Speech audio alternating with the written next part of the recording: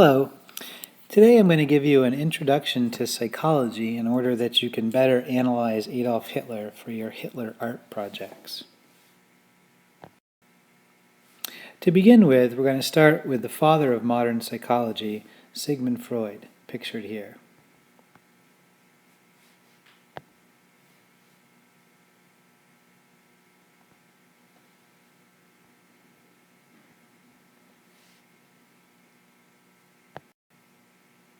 Freud is Viennese and lived from 1856 to 1939. Freud pioneered the study of the subconscious and unconscious in psychology, and one of his greatest contributions is the conception of the id, the ego, and the superego. So to begin with, all of us, according to Freud, are born with an id. And that's really, as far as our personality is concerned, all we're born with. Essentially, the id is what we have in common with our ape-like ancestors, according to Freud. And the id tells us and drives us to seek pleasure and to avoid pain. And this is essentially why a baby doesn't really care about you when you're taking care of it. A baby, when it wants something, it cries until it gets it, and it stops when it's done. Essentially, a baby, according to Freud, with an id, doesn't really even understand that it exists separately from you, the caregiver. As the caregiver, you really represent just a mechanism to fulfill the baby's instinctual needs. So the id, as we move on in life, is represented here in this picture of our pal Adolf Hitler, and of course I mean that facetiously, as the devil. And the id is always whispering into our ear as we make decisions from moment to moment, and it's whispering for us to do what feels the best and to avoid what feels the worst. So as we begin to age, or as we age, and we hit about the age of 3, 4, or 5, and we start to form memories, we begin to develop an ego. The ego is what Freud referred to as the reality principle. And the ego is the part of our personality which is conscious. It is us. It's the part of you that is looking out your eyes and listening to this presentation right now. And the ego is what continuously has to make active decisions about what to do from moment to moment. And with the development of the ego, we first understand that we are separate from other individuals and that at times we may have to do things that we don't necessarily like to do. So the ego here will be represented by Hitler, the decision maker. And finally, we have the superego, and this is the last part of the personality to develop according to Freud.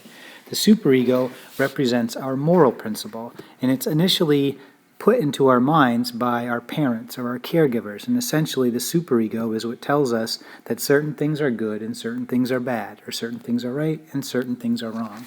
And so the superego is represented over here by this angel sitting on Hitler's shoulder and whispering into his ear that he should make moral decisions. And so as we go from moment to moment in our lives, our egos have to make decisions.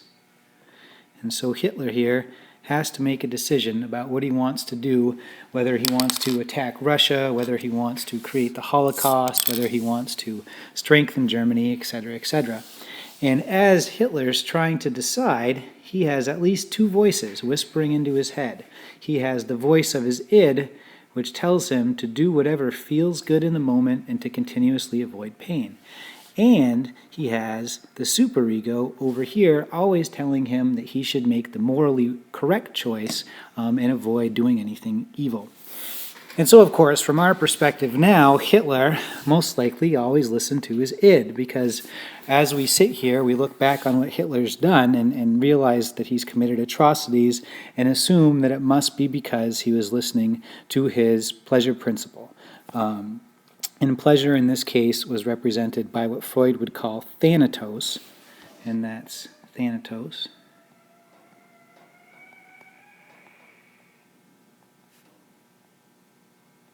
And that is our instinctual desire to destroy and to protect. Thanatos, here it is written a little bit more legibly for you.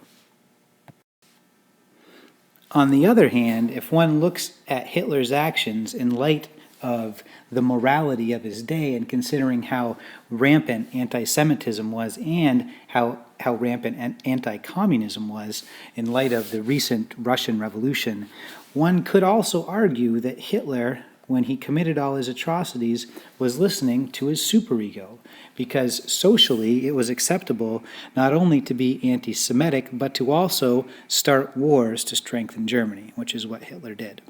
And so, as you create your Hitler psychological analysis, you can pick different actions that he took and judge, in your opinion, was Hitler operating on his id, or was he in fact operating on his superego?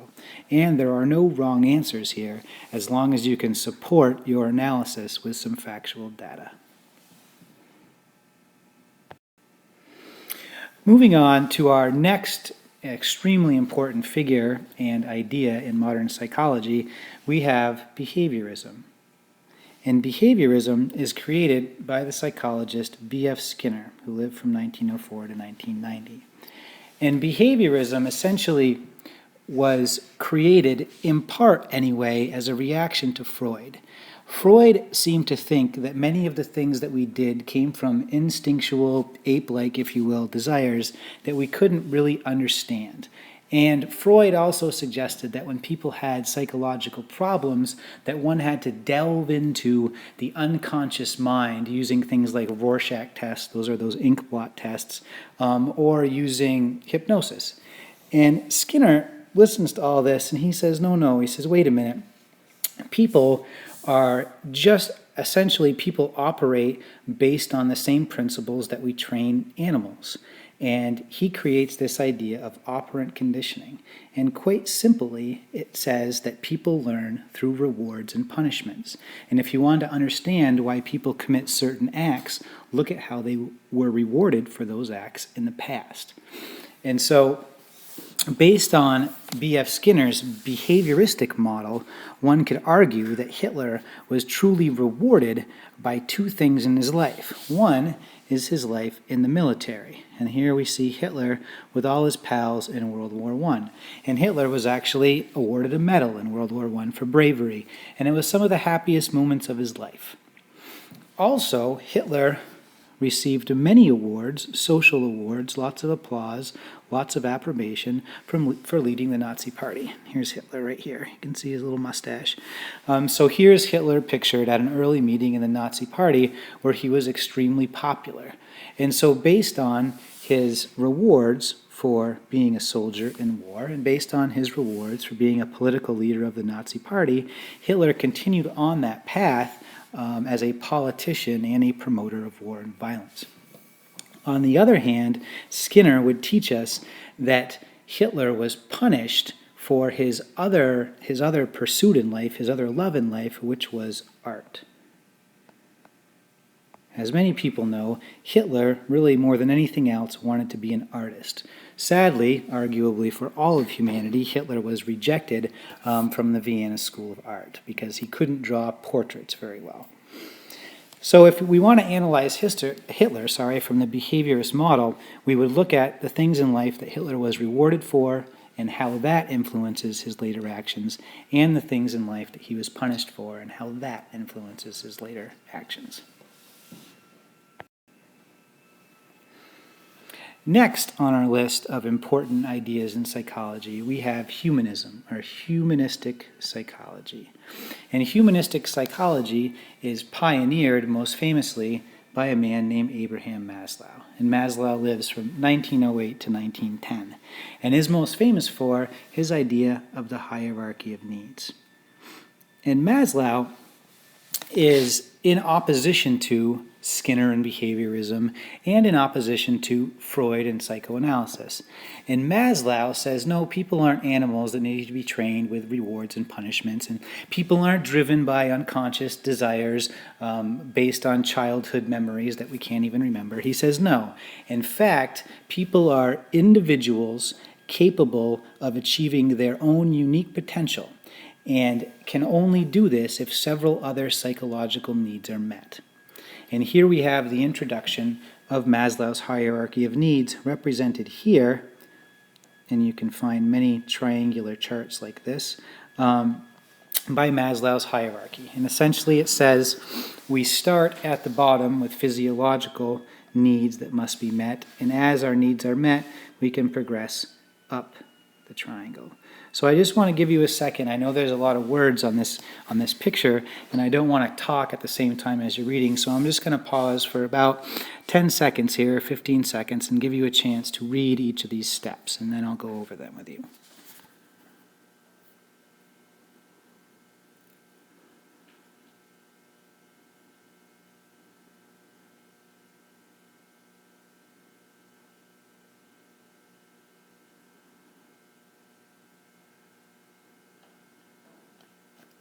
Okay, so we start with the physiological, which essentially means physical. And when we're born, the first things we need are air to breathe, food, water, shelter, right? And notice sex is also listed under physiological needs, and of course babies don't need sex, but as people age, Maslow would argue that sex is actually a physiological need. We're driven to have sex, or else we wouldn't reproduce and we would die as a species, which makes sense.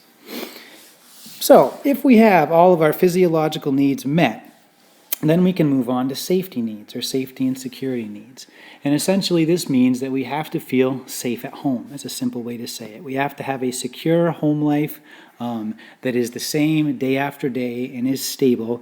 And if we have this, and most folks do, if we have this, then we can move along quickly to love and belongingness. And love and belongingness essentially means we want to be loved and we want to receive love. And we can give and receive love in our family, generally first, and then in our group of friends. And as we age, we also are looking for some sort of intimate sexual partners, which is another form of love and belongingness. We all want that, Maslow would argue. And if we have these things, then essentially we feel the need to have some sort of achievement in life, esteem. And esteem generally is reached by most folks in modern society originally in school. We want esteem from our parents, and we want a pat on the back for when we do good things, but generally speaking, we must have some kind of success in school, or else we'll end up depressed, not believing we can accomplish things, and it will make it very difficult to lead a fully functional life. And so in school, we want to find at least some niche where we can have success. It can be academics, it can be athletics, it can be art, which was Hitler's big idea, but it didn't work out so well for him. If we have all of these needs met here, then we can move on to the big one at the top, which is self-actualization. And self-actualization essentially means achieving our own unique potential. And we do that through an understanding of morality, through being creative, through feeling comfortable acting spontaneously to solve problems. And Maslow would argue that true self-actualization only exists when we have no prejudices driving us to particular behaviors. And so we have an open mind about the world, the way it really is, and we have truly developed some self-knowledge which will allow us to look for that one thing that we were sort of meant to do. So what does this have to do with Hitler? Now, right off the bat, we have a problem here with self-actualization indicating a lack of prejudice. So one could argue, as I imagine Maslow would, that Hitler could not be self-actualized because he was so fueled by hatred of the Jews and the communists. And one could also argue that what Hitler really wanted was some esteem needs. He wanted to be successful as an artist and to feel success in the eyes of his father, which is also something that he never did, as you've read in your packet. On the other hand, one could also look at Hitler's accomplishments in strengthening Germany and how he truly created some groundbreaking ideas in the psychology of politics. One could make the argument that Hitler had in fact realized his own unique potential, no matter how horrifying it was for the rest of the world. And once again, as you create your psychological and artistic evaluation of Hitler, it is your choice. And so you can say that he was never self-actualized, you can say that he was self-actualized, or you could represent Hitler either getting or receiving, or getting or not getting any of these other needs: esteem, loving belongingness, safety needs, or physiological needs. And there's examples of all of these things in your reading about Hitler. Finally, we have existential philosophy. And existential philosophy is created by this gentleman, Viktor Frankl. Viktor Frankl, interestingly, as far as Hitler is concerned, and Viktor Frankl died not too long ago in 1997, but as far as Hitler is concerned, Viktor Frankl was a Holocaust survivor, a concentration camp survivor. He was an extremely renowned psychologist in Germany, but because he was a Jew, he was condemned to live in a concentration camp. And in the concentration camp, Frankl actually writes what I think is a 1,000-page book secretly on scraps of paper that he hides under the floorboards near where he sleeps. And sadly, after spending a year writing this, the Nazis find his manuscript and they burn it in front of him. And so at this point, Viktor Frankl hits a new low psychologically. And this drives him eventually to an epiphany. And what Frankl realizes is that what keeps people alive, and this is what kept people alive in the concentration camp, was an ability to make a meaning out of your life no matter what the circumstances are. And this idea of creating your own meaning is a cornerstone of existential thought. And what Frankl observed was most of the victims in the concentration camps were equally starved, equally emaciated, equally abused. But for some reason, some of them died and some of them lived. And Frankl watched who died and who lived, and particularly he has an epiphany watching people dig graves. And the people who ended up living were the folks that actually focused on digging the best grave possible. They created meaning even in the horrifying situation they were in. And by focusing on that accomplishment of digging graves, those folks were able to survive until the Nazis were eventually defeated. And so Frankl's psychology says that at our base, we all have a will to make meaning in our lives, the will to meaning. And I believe that his phrasing of this, the will to meaning, is a juxtaposition against Nietzsche's idea of a will to power. And Nietzsche's will to power was a favorite ideology of many preeminent Nazis. And so Viktor Frankl takes this in another direction and says, well, it's not really about power, it's about making meaning out of your life. And so perhaps in analyzing Hitler, Frankl would say that Hitler's real meaning in life was art. And here we see this in Hitler's paintings. And this is a painting by Hitler. And as you can see, Hitler was in fact quite a good artist. And this is why he wanted to pursue this idea. But after Hitler is rejected from the Vienna School of Art and rejected by Jews on the board, Hitler channels his inability to make meaning into an intense hatred for Jews and communists, leading him to start the Second World War and create the Holocaust. And by the way, this is not a picture by Hitler. It's a picture of Hitler. And so if we're looking at Hitler's desire to make meaning, again, as you choose your subject matter in your Hitler psychological art project, you can say that Hitler either could not make meaning because he could not be an artist, and that was his purpose, that's what made him happy in life. Or you could say that maybe Hitler really wasn't born to be an artist, that Hitler was born to be a political leader. And therefore, by creating the Third German Empire, albeit unsuccessfully and through horrifying strategies, Hitler was in fact able to make meaning.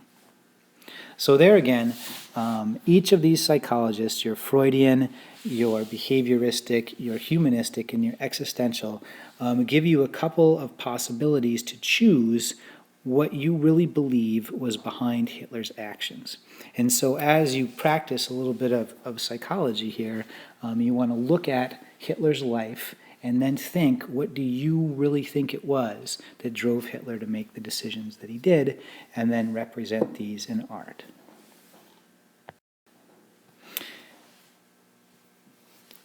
all of the pictures used in this are either in Wikimedia Commons and with their attribution requirements fulfilled here, or a few of them are just in the public domain and are free to anybody to use.